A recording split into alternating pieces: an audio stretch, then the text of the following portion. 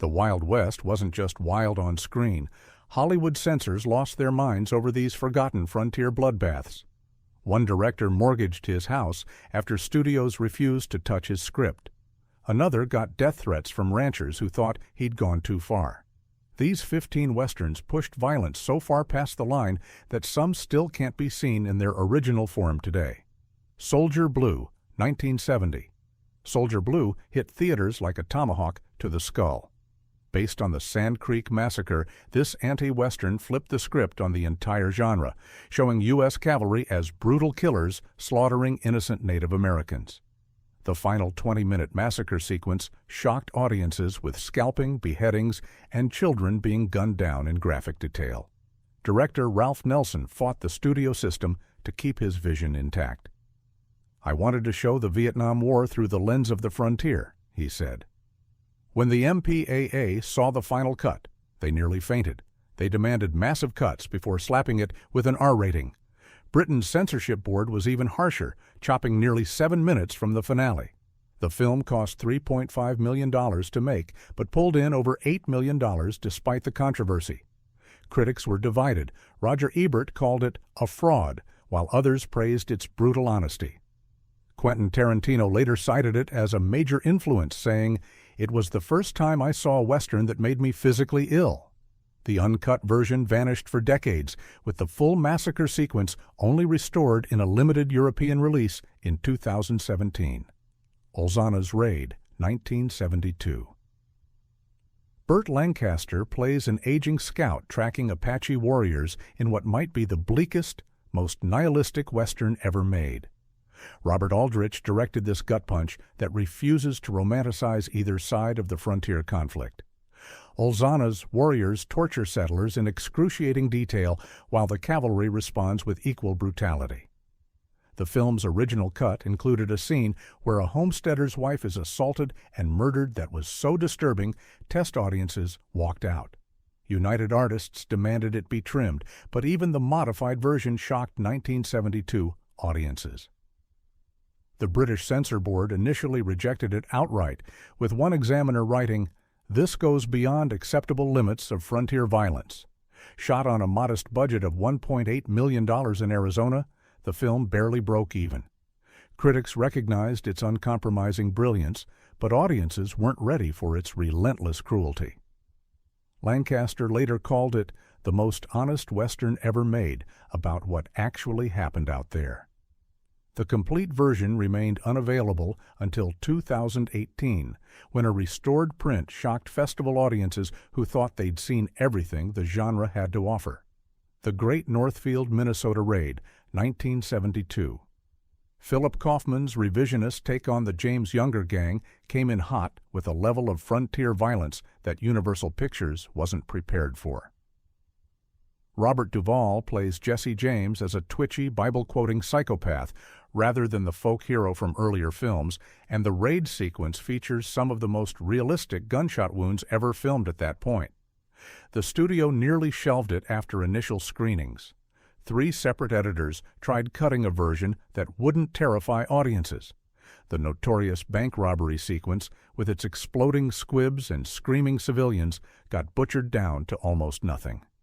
Kaufman fought back, threatening to remove his name if they sanitized it further.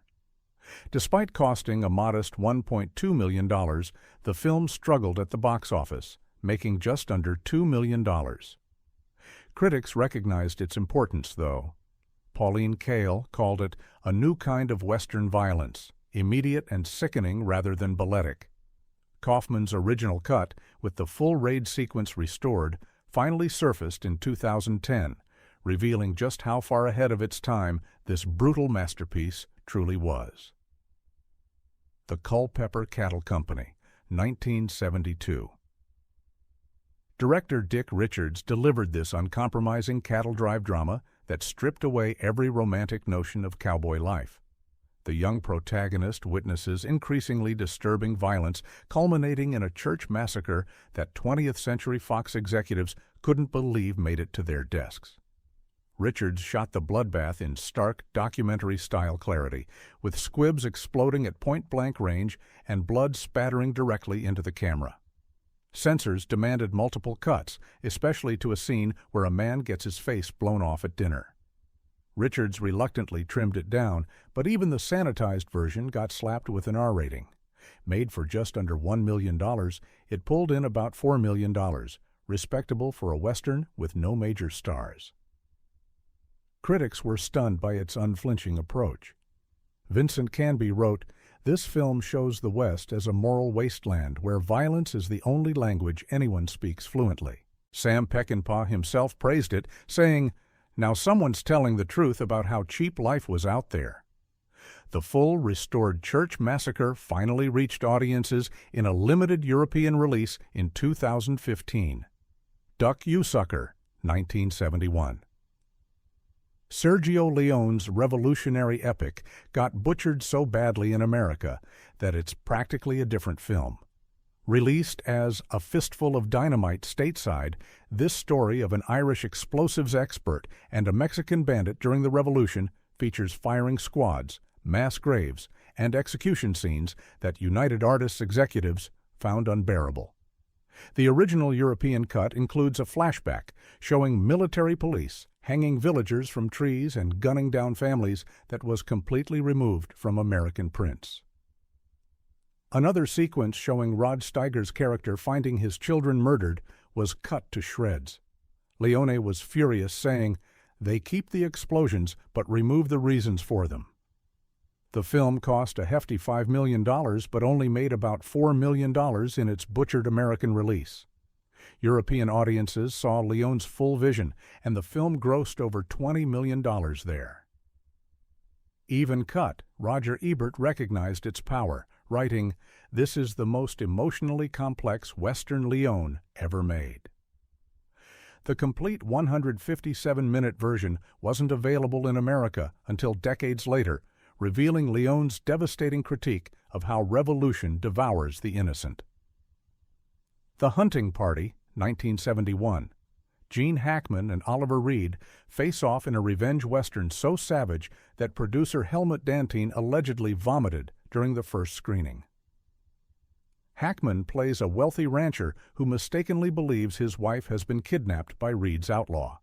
The ensuing manhunt features torture, dismemberment, and a notorious scene where a character is forced to eat his own fingers.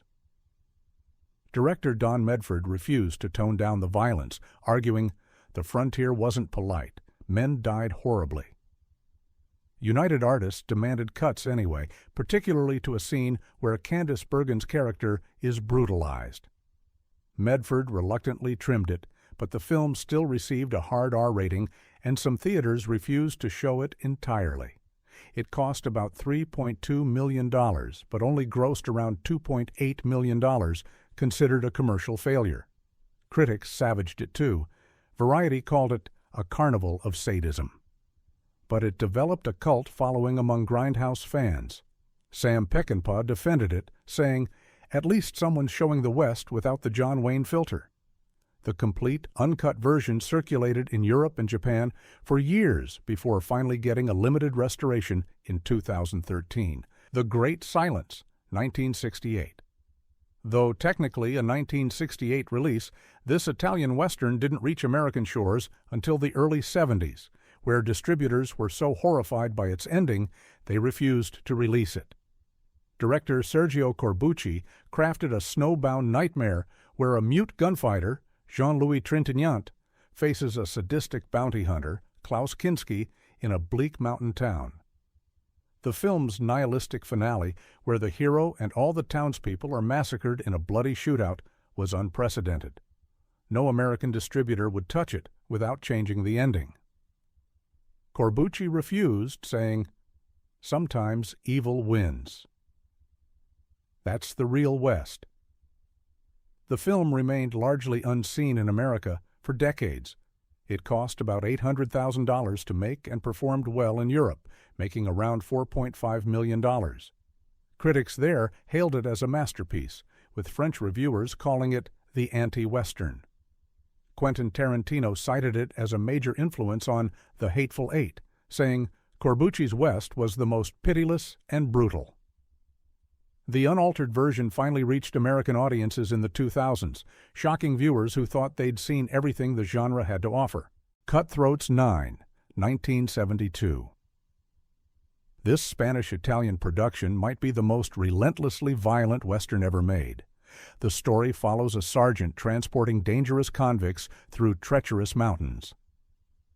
Director Joaquin Luis Romero Marchant filmed the violence with documentary-like realism, including a scene where a prisoner is burned alive that caused multiple walkouts at early screenings.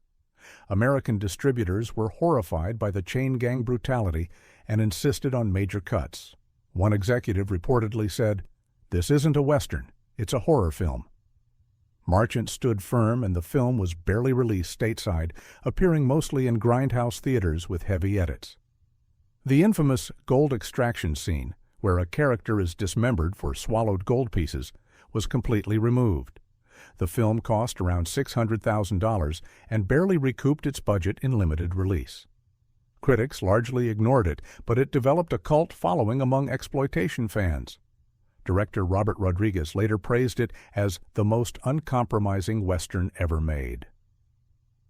The full, uncut version remained unavailable in America until a small label specializing in exploitation films released a restored version in 2016. A Town Called Hell, 1971. Robert Shaw and Telly Savalas star in this apocalyptic Spanish-British Western about a town caught between revolutionaries, bandits, and the church. Director Robert Parrish pushed boundaries with scenes of mass execution and church desecration that censors found intolerable, particularly the opening massacre where an entire village is slaughtered during Mass. British censors demanded extensive cuts, especially to scenes where priests are executed. The American release was even more heavily censored, with nearly 14 minutes removed. Parrish was furious, saying they'd gutted the political heart of his film. The truncated American version made little sense, leading to terrible reviews. Despite costing around $2 million, it only grossed about $1.2 million, making it a commercial failure. Critics dismissed the butchered version, though a few recognized its ambition.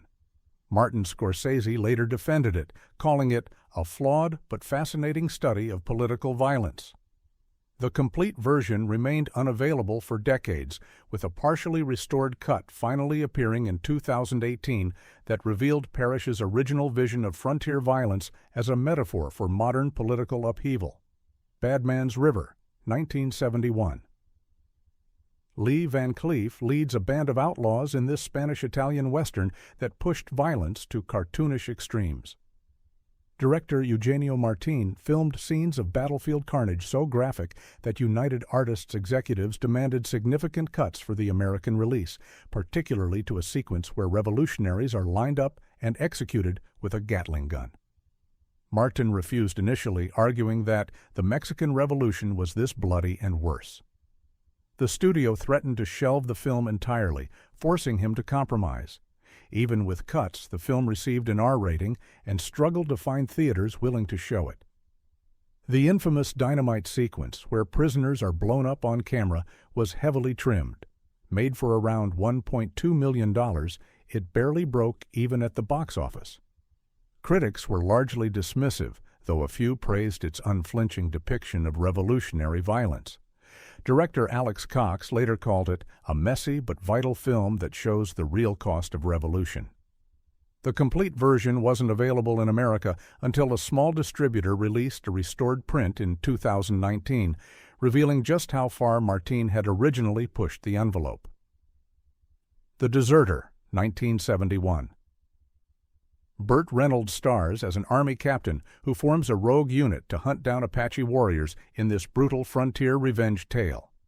Director Burt Kennedy filmed sequences of frontier warfare so graphic that Paramount executives were stunned, particularly a scene where cavalry soldiers are tortured that was deemed too disturbing for American audiences. The studio demanded extensive cuts before release, especially to sequences showing Apache war practices. Kennedy fought the changes, arguing that sanitizing frontier violence dishonors the actual history. The compromised version still received an R rating and faced additional cuts for television broadcast, where most Americans eventually saw it. Despite a solid cast including Ricardo Montalban and Richard Crenna, the film underperformed, costing $2.8 million but grossing only about $3.2 million. Critics were mostly negative, though some praised its unflinching approach.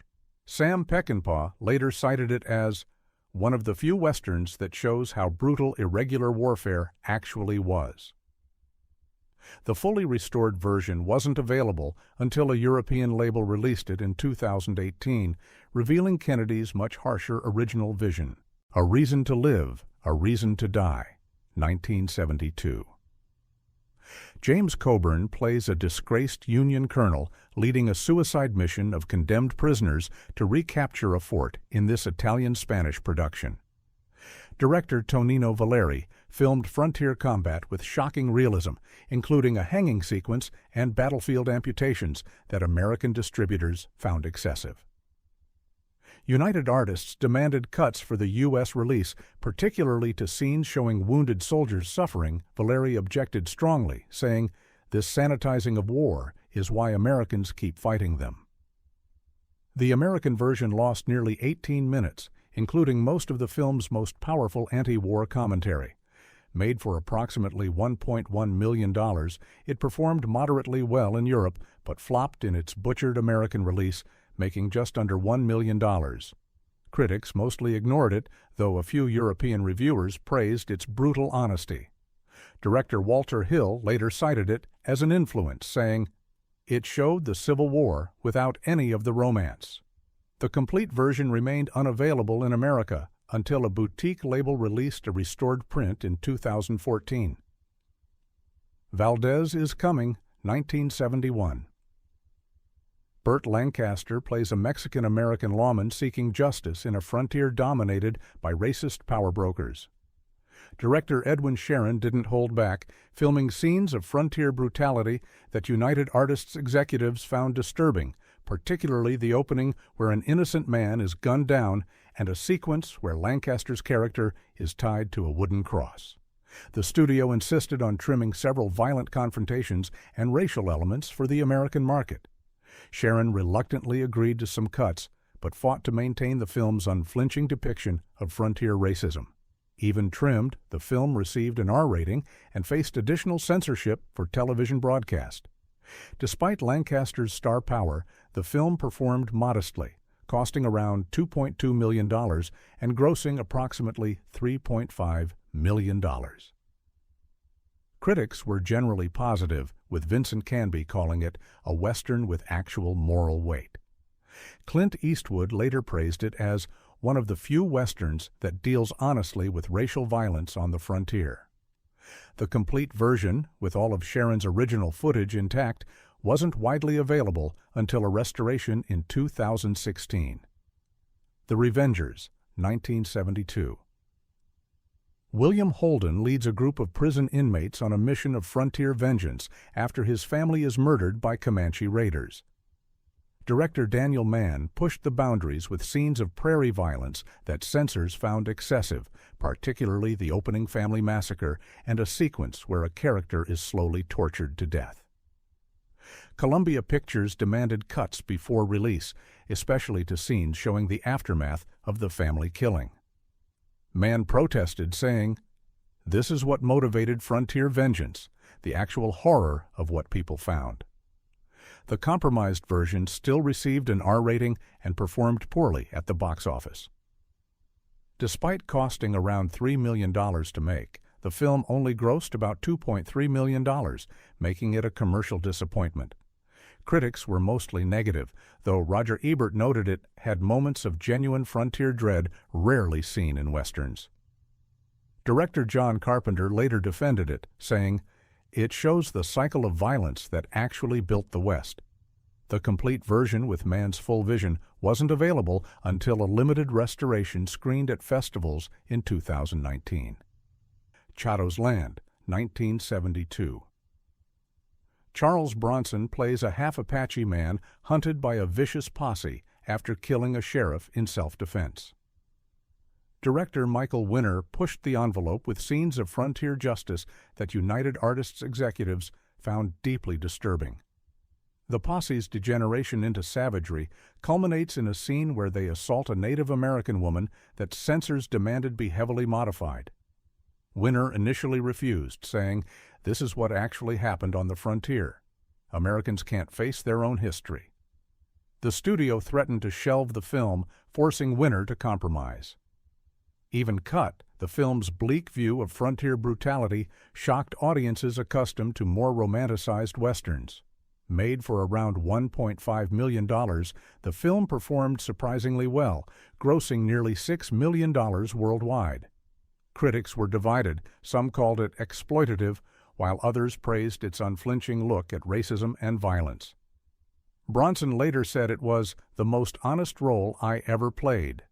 The fully restored version, with Winner's complete vision intact, wasn't available until a European boutique label released it in 2020. These westerns didn't just push boundaries, they shattered our comfortable myths about how the West was won. Which of these brutal frontier tales shocked you most? The censors might have won back then, but today's audiences can finally see these unfiltered visions of American violence. Maybe the real question is, were these films banned because they were too violent, or because they showed uncomfortable truths about our frontier history that we still haven't fully faced? Drop your thoughts below and let us know which forgotten Western deserves a modern uncut release.